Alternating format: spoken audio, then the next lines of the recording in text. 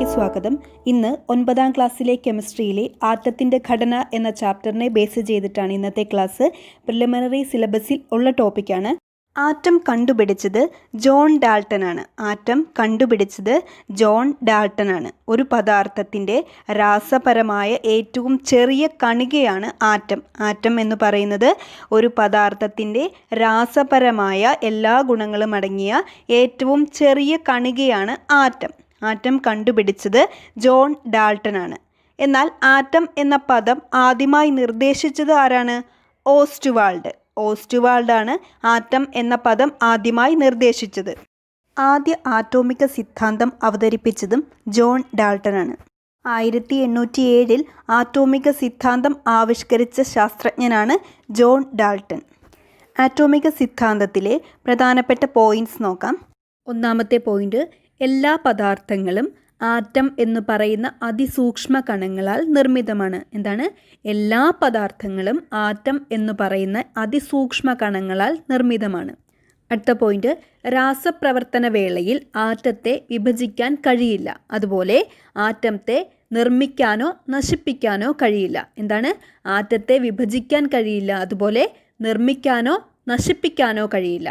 അതുപോലെ ഒരു മൂലകത്തിൻ്റെ ആറ്റങ്ങളെല്ലാം ഗുണത്തിലും വലുപ്പത്തിലും മാസിലും സമാനമായിരിക്കും. ഒരു മൂലകത്തിൻ്റെ ആറ്റങ്ങളെല്ലാം ഗുണത്തിലും വലുപ്പത്തിലും മാസിലും സമാനമായിരിക്കും. എന്നാൽ വ്യത്യസ്ത മൂലകങ്ങളുടെ ആറ്റങ്ങൾ വ്യത്യസ്ത ഗുണങ്ങളും മാസും ഉള്ളവരായിരിക്കും.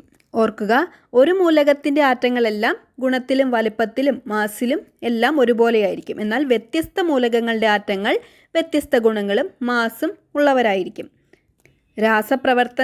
രാസപ്രവർത്തനത്തിൽ ഏർപ്പെടാൻ കഴിയുന്ന ഏറ്റവും ചെറിയ കണികയാണ് ആറ്റം. ആറ്റത്തിലെ 3 കണങ്ങളാണ് പ്രോട്ടോൺ, ന്യൂട്രോൺ, ഇലക്ട്രോൺ. പ്രോട്ടോൺ കണ്ടുപിടിച്ചത് ഏണസ്റ്റ് റൂദർഫോർഡ് ആണ്. ഏണസ്റ്റ് റൂദർഫോർഡ് ആണ് പ്രോട്ടോൺ കണ്ടുപിടിച്ചത്. ന്യൂട്രോൺ കണ്ടുപിടിച്ചത് ജെയിംസ് ചാഡ്വിക് ആണ്. ജെയിംസ് ചാഡ്വിക് ആണ് ന്യൂട്രോൺ കണ്ടുപിടിച്ചത്. ഇലക്ട്രോൺ കണ്ടുപിടിച്ചത് ജെ തോംസൺ. ഇലക്ട്രോൺ കണ്ടുപിടിച്ചത് ജെ തോംസൺ ആണ്. ആറ്റത്തിൻ്റെ കേന്ദ്രഭാഗം, ന്യൂക്ലിയസ് ആണ് ആറ്റത്തിൻ്റെ കേന്ദ്രഭാഗം. ന്യൂക്ലിയസ് കണ്ടുപിടിച്ചത് ഏണസ്റ്റ് റൂദർഫോർഡ് ആണ്. പ്രോട്ടോൺ കണ്ടുപിടിച്ചതും ന്യൂക്ലിയസ് കണ്ടുപിടിച്ചതും ഏണസ്റ്റ് റൂദർഫോർഡ് ആണ്. അതുപോലെ ആറ്റത്തിലെ ഭാരം കൂടിയ കണം ന്യൂട്രോൺ ആണ്. ആറ്റത്തിലെ ഭാരം കൂടിയ കണം. അപ്പോൾ ആറ്റത്തിലെ ഭാരം കുറഞ്ഞ കണം ഏതാണ്? ഇലക്ട്രോൺ. ഇലക്ട്രോൺ ആണ് ആറ്റത്തിലെ ഭാരം കുറഞ്ഞ കണം. അതുപോലെ ആറ്റത്തിലെ നെഗറ്റീവ് ചാർജുള്ള കണം ഏതാണ്? ഇലക്ട്രോൺ. ഇലക്ട്രോൺ ആണ് ആറ്റത്തിലെ നെഗറ്റീവ് ചാർജുള്ള കണം. അപ്പോൾ പോസിറ്റീവ് ചാർജുള്ള കണം ഏതാണ്? പ്രോട്ടോൺ. അങ്ങനെ ഓർത്താൽ മതി.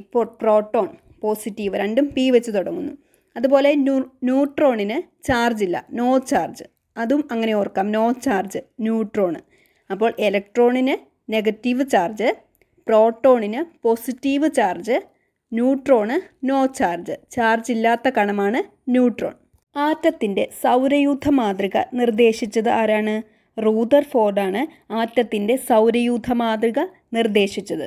അതുപോലെ ആറ്റത്തിൻ്റെ പ്ലം പുഡിംഗ് മാതൃക അവതരിപ്പിച്ചത് ജെ തോംസൺ ആണ്. ഓർക്കുക, ആറ്റത്തിൻ്റെ സൗരയൂഥ മാതൃക നിർദ്ദേശിച്ചത് റൂദർഫോർഡും ആറ്റത്തിൻ്റെ പ്ലം പുഡിംഗ് മാതൃക അവതരിപ്പിച്ചത് ജെ തോംസണുമാണ്. ആറ്റത്തിൻ്റെ ബോർ മാതൃക അവതരിപ്പിച്ചത് ആരാണ്? Niels Bohr. നീൽസ് ബോറാണ് ആറ്റത്തിൻ്റെ ബോർ മാതൃക തയ്യാറാക്കിയത്. റൂദർഫോർഡിൻ്റെ ആറ്റം മാതൃകയ്ക്ക് കൂടുതൽ വ്യക്തമായ വിശദീകരണം നൽകിയ ശാസ്ത്രജ്ഞനാണ് നീൽസ് ബോർ. നീൽസ് ബോറിൻ്റെ ആറ്റം മാതൃക അറിയപ്പെടുന്നത് ബോർ മാതൃക എന്നാണ്. ബോർ ആറ്റം മാതൃക അനുസരിച്ച് ഇലക്ട്രോണുകളുടെ സഞ്ചാരപാത അറിയപ്പെടുന്നത് ഓർബിറ്റ് അഥവാ ഷെൽ എന്നാണ്. അതായത് ഓർബിറ്റിലൂടെയാണ് ഇലക്ട്രോണുകൾ സഞ്ചരിക്കുന്നത്. എന്താണ്? ഓർബിറ്റിലൂടെ അഥവാ ഷെല്ലിലൂടെയാണ് ഇലക്ട്രോണുകൾ സഞ്ചരിക്കുന്നത്. ബോർ ആറ്റം മാതൃക അനുസരിച്ച് ഇലക്ട്രോണുകളുടെ സഞ്ചാരപാത അറിയപ്പെടുന്നത് ഓർബിറ്റ് എന്നാണ്. ഊർജ നിലകൾ എന്നാൽ എന്താണ്? Energy levels. ഓരോ ഷെല്ലിലെയും ഇലക്ട്രോണുകൾക്ക് ഒരു നിശ്ചിത ഊർജ്ജമുണ്ട്. അതായത് ഓരോ ഷെല്ലിലെയും ഇലക്ട്രോണുകളുടെ ഊർജ്ജം ഡിഫറൻ്റ് ആയിരിക്കും. അതിനാൽ ഷെല്ലുകൾ അറിയപ്പെടുന്നതാണ് ഊർജ നിലകൾ.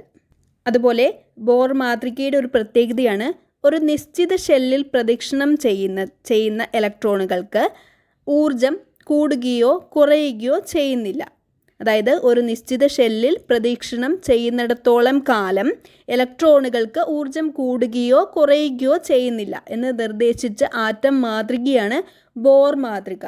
ഓരോ ഷെല്ലിലെയും ഇലക്ട്രോണുകൾക്ക് ഒരു നിശ്ചിത ഊർജമുണ്ട്. അപ്പോൾ ഒരു നിശ്ചിത ഷെല്ലിൽ പ്രദക്ഷിണം ചെയ്യുന്നിടത്തോളം കാലം ഇലക്ട്രോണുകൾക്ക് ഊർജം കൂടുകയോ കുറയുകയോ ചെയ്യുന്നില്ല. അതുപോലെ ഒരു കാര്യം കൂടി ഓർക്കുക, ന്യൂക്ലിയസിൽ നിന്നുള്ള അകലം കൂടും തോറും ഷെല്ലുകളുടെ ഊർജം കൂടിക്കൂടി വരുന്നു. ന്യൂക്ലിയസിൽ നിന്നുള്ള അകലം കൂടുന്തോറും ഷെല്ലുകളുടെ ഊർജം കൂടി വരുന്നു. ഇനി ആറ്റോമിക് നമ്പർ എന്നാൽ എന്താണ്?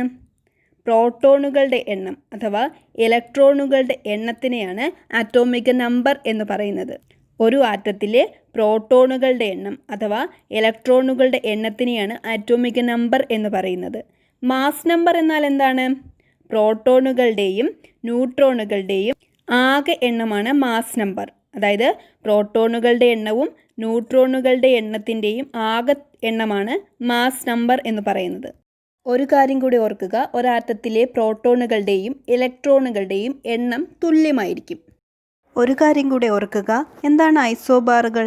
ഒരേ മാസ് നമ്പരും വ്യത്യസ്ത ആറ്റോമിക് നമ്പറുമുള്ള ആറ്റങ്ങളാണ് ഐസോബാറുകൾ. എന്താണ്? ഒരേ മാസ് നമ്പരും വ്യത്യസ്ത ആറ്റോമിക് നമ്പറുമുള്ള ആറ്റങ്ങളാണ് ഐസോബാറുകൾ. ഇന്നത്തെ ക്ലാസ് എല്ലാവർക്കും ഉപകാരപ്രദമായി എന്ന് വിശ്വസിക്കുന്നു. തുടർന്നുള്ള ക്ലാസ്സുകൾക്കായി തീർച്ചയായും സബ്സ്ക്രൈബ് ചെയ്യുക, ലൈക്ക് ചെയ്യുക, ഷെയർ ചെയ്യുക, സപ്പോർട്ട് ചെയ്യുക. താങ്ക്